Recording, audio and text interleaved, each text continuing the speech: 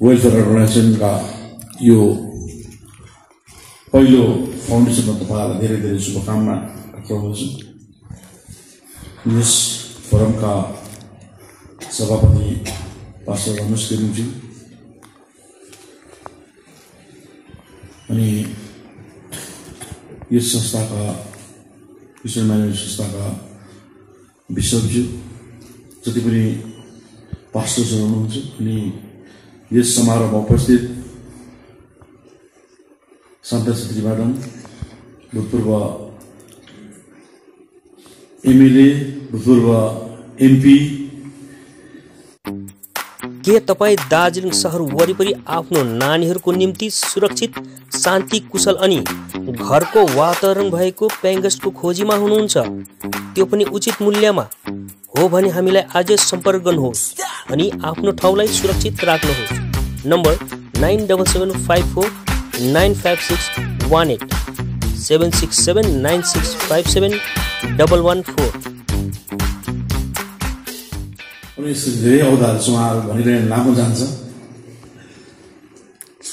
उहाँको यात्रा अब पोलिटिकल यात्रा सायद पहाडमा यति यात्रा कसले पनि गरेको छ होला। कमिसनरदेखि राज्यसभासम्म पुग्नु यो यात्रा सायद पहाडको इतिहासमा उहाँ नै होला। राजनीतिक क्षेत्रमा उहाँले एउटा शिखर चुमिसकेको नै हो। उहाँले धेरै पहाडको लागि काम पनि गर्नुभएको छ, गरिरहनु भएको छ अहिलेसम्म। र यस समारोहमा सबै क्रिस्चियन धर्मावलम्बीलाई आजको यो तपाईँको 1 वर्षको यात्रालाई धेरै शुभकामना टक्राउँछु। अनि यस संस्थाले जुन 1 वर्षमा तपाईँहरूले सबैलाई युनाइटेड बनाउने प्रयास छ, त्यो प्रयासमा तपाईँहरूले आज 1 वर्ष हेर्नुभयो। तपाईँहरूको जति पनि यो यात्रामा जति तपाईँहरू समूह थियो, तपाईँहरूलाई धेरै धेरै शुभकामना छ। र म लामो त बोलिरहदिनँ, मेरो फेरि 1 बजी अर्को अफिसियल मिटिङ चाहिँ त्यहाँ जानु पर्यो, त्यसै पनि म लामो बोल्दिनँ, तपाईँहरूलाई याद छ। र म भागमा तपाईँहरूको क्रिस्चियन माइनोरिटीबाट कतिवटा इस्युज, कतिवटा प्रब्लम्सहरू लिएर आउँथ्यो, तर सेक्टरबाट आउँथ्यो। घरि एउटा ग्रुप आउँथ्यो, घरि अर्को ग्रुप आउँथ्यो, हुन्छ सबैको आफ्नो इस्युज हुन्थ्यो। तर यसरी नै एउटा युनाइटेड फोरम बन्यो भने र त्यो फोरमबाट जति पनि इस्युज र प्रब्लम त्यो फोरमबाट आयो भने हामीलाई पनि त्यो काम गर्नु सजिलो हुन्छ। अनि यो चाहिँ एउटा रियल चिज हामीले पाउँछौँ काम गर्नु। र त्यसैले हामीले यस फोरमका रमेश गुरुङज्यूलाई जिटिएन एउटा अफिसियल डेजिग्नेसन देख्छौँ र उहाँको अफिस पनि अब भन्नुभन्नु उहाँ कलर पनि दिँदैछ। र तपाईँको जति पनि इस्युजहरू छ, इस्युजहरू प्रब्लम्सहरू तपाईँहरूले छानेको नेतृत्वको द्वारा आउनुभयो भने हामीलाई पनि तपाईँहरूलाई सहयोग गर्नु सजिलो पर्छ। र जतिसक्दो तपाईँहरूले सबैलाई एउटै अम्ब्रेलामा राख्ने प्रयास गर्नुहोस्। अहिले धेरै ठाउँमा चर्चहरू बनिसकेको छ, बनिनु राम्रो पनि हो, तर अब तपाईँहरू सबैले मान्ने त जिजसै हो। ओभरअल सबैले मान्ने त जिजसै हो। त्यही कारण मान्दाखेरि सबै मिलेर मान्नुहोस्। किन हामीलाई एउटा आउँछ, एउटाले के भनिरहेको हुन्छ, अर्को आउँछ, अर्को कन्फ्युज हुन्छ हामी कोही बेला, हामी आफै नै हेर्नुहोस्। सो तपाईँहरू जुन यो संस्थाले एउटा यात्रा तय गरे सबैलाई युनिटीमा भन्ने अघि हाम्रो 7 लेक्चर सर्भिसेसले भन्नुभयो, रिलिजनमा चाहिँ हामी 2 मत नहौ न, हामी एक ठाउँमा 2 मत भएन हेर्नुहोस्। त्यसै पनि हामी कन्फ्युजन हुन्छौँ घरिघरिमा। तर अब धर्म मान्दा चाहिँ हामी कन्फ्युजन नहौ हेर्नुहोस्। धर्म चाहिँ एक भएर मानौँ। धर्म मान्दा चाहिँ हामी कन्फ्युजन हो, किनभने धर्म मान्ने अगुवाईहरू नै हामी एक अर्का प्रकारले डिभिजन आउँदाखेरि धर्ममा आस्था राख्ने कन्फ्युज हुन्छ।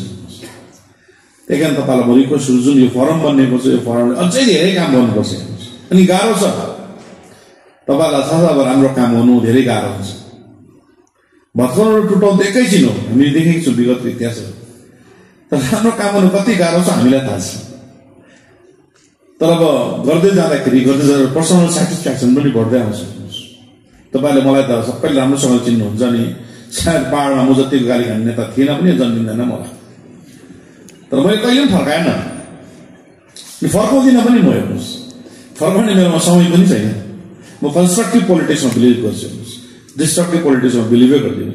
हामीले धेरै अशान्ति देख्यौँ नि त पहाडमा, त 2017 देखि एउटा शान्तिको परिवेश ल्याउने कोसिस गर्यो। अनि अशान्ति ल्याउने अरूलाई दोष दिनु तपाईँ हामीले हो, अरूलाई ब्लेम गर्नु हुँदैन हामीले। पहिला म पनि थिएँ त्यसमा, पहिला I have to correct Anit Thapa भनेर पहिला म आफूले आफूलाई करेक्सनमा हालेँ। अहिले म एभ्री डेमा म ट्राई गर्छु म करेक्ट गर्ने आफूले आफूलाई। हेर्नुहोस्, सो तपाईँ हामी सबैले मिलेर अशान्ति बनाएको, तपाईँहरू उफ्रिनु भएको, म उफ्रिनु भएको, उफ्रेको आफ्नो ठाउँ सबै उफ्रेकै हुन्छ कहीँ न कहीँ। So we have to correct our self. हेर्नुहोस्, पहिला चाहिँ आफूले आफूलाई करेक्ट गर्यो भने समाज पनि करेक्ट हुन्छ, सोसाइटी पनि करेक्ट हुन्छ, अनि हाम्रो जग्गा पनि करेक्ट हुन्छ। दोष दिनु त सजिलो केही छैन। मैले काम बिगारेँ भने हामी अरूलाई दोष दिन्छौँ अनि आफू हल्का भइहाल्छ। यति बिना चल्छ ब्लेम गेम त तपाईँहरूलाई याद छ यो ब्लेम गेम धर्मभित्र पनि चल्दैछ अहिले। उनीहरूको टिम राम्रो, मेरो टिम राम्रो, उनीहरूको टिम नराम्रो भन्ने। हामी कसैलाई नराम्रो नभनौँ, हामीलाई अधिकार पनि देख्दैन कसैलाई नराम्रो भन्ने। अनि हामी सबैलाई जस्तो तपाईँहरूले जति सक्दो तपाईँहरूले अझै पनि धेरै छ तपाईँहरूको संस्थाको काम गर्नु। हेर्नुहोस्, तपाईँहरूले धेरै जान्दैन, म त हामी त ठाउँमा जान्छौँ, हामी पाउँछौँ त्यो चिजहरू। त्यो अब सबैलाई तपाईँले समेट्ने ट्राई गर्नुहोस्।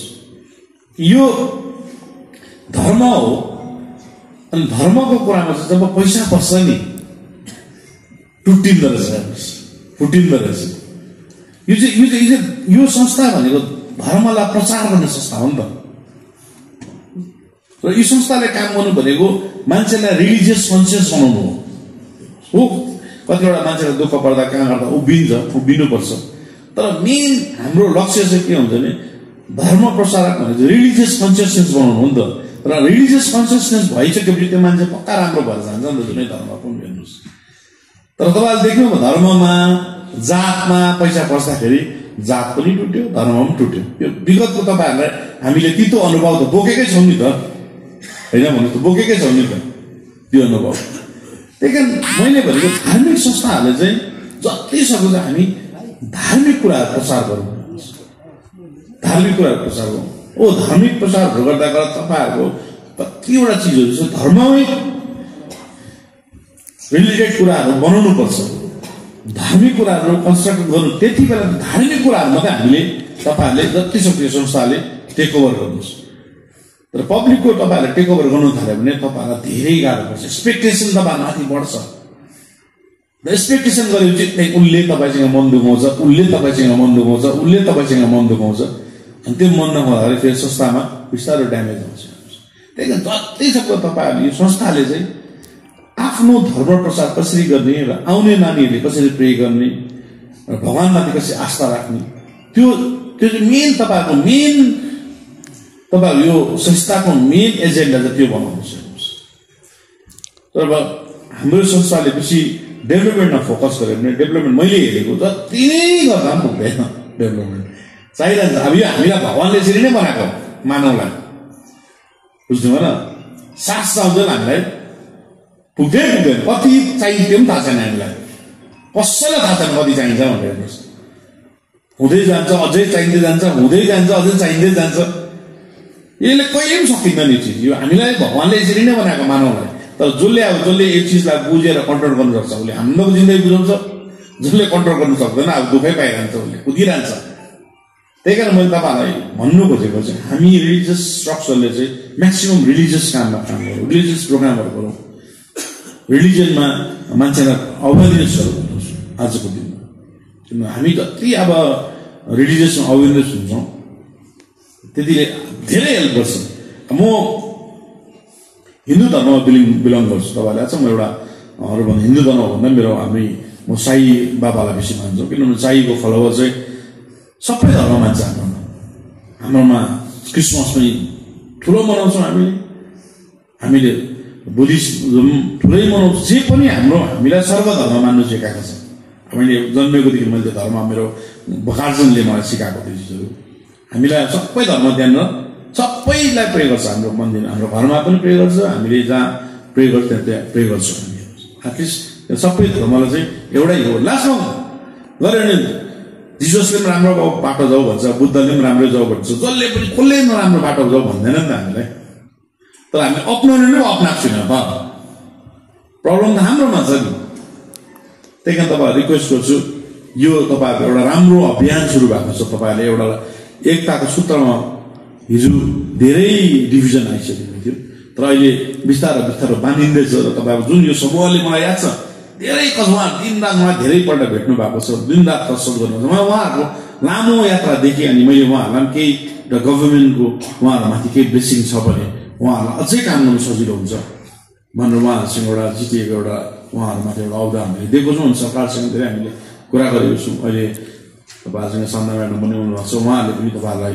धेरै सहयोग गर्नु सकिन्छ तपाईँहरू सबैसँग रिलेसन राख्नुहोस् धार्मिक भए चाहिँ सबै राजनेताहरूसँग तपाईँहरूको राम्रो सम्बन्ध हुनुपर्छ सबैले आजको प्रोग्राममा सबैलाई बोलाउँदा पनि राम्रै हुन्छ केही बिग्रिँदैन हेर्नुहोस् एटलिस्ट यो पाहाडमा यो कल्चर बिस्तारै बिस्तारै फर्केर आउनुपर्छ यो त्यो राजनीतिक भन्ने एउटा जग्गामा छ रिलिजियस भन्ने एउटा जितहार हुन्छ कुनै दिन मैले जित्छु भोलि अर्कोले जित्छ पछि यो चेन्ज भइरहेको छ नि त तपाईँले देख्नु भएको तर यो संस्थालाई म रिक्वेस्ट गर्छु तपाईँहरूको अब अझै लामो यात्रा छ सबैलाई जति सक्दो चाहिँ तपाईँले एकतामा बाँध्नुहोस् एउटा रूपमा राख्नुहोस् अनि तपाईँ जति सक्दो चाहिँ धार्मिक कार्यक्रममा बेस गरेर अगाडि जानुहोस् र मैले तपाईँहरूको संस्थालाई जसरी जुन क्षेत्रबाट मैले सहयोग पुर्याउन सक्छु म तपाईँहरूलाई अलवेज पुऱ्याएको हुन्छु अनि तपाईँहरूलाई यहाँ आज तपाईँहरूको आज 1 वर्षको प्रोग्राममा मलाई बोलाइदिनु भएको धेरै धेरै धन्यवाद दिन चाहन्छु अनि तपाईँहरूलाई धेरै धेरै शुभकामना आउने दिनमा चाहिँ तपाईँहरूको यात्रा सफल होस् अनि तपाईँलाई म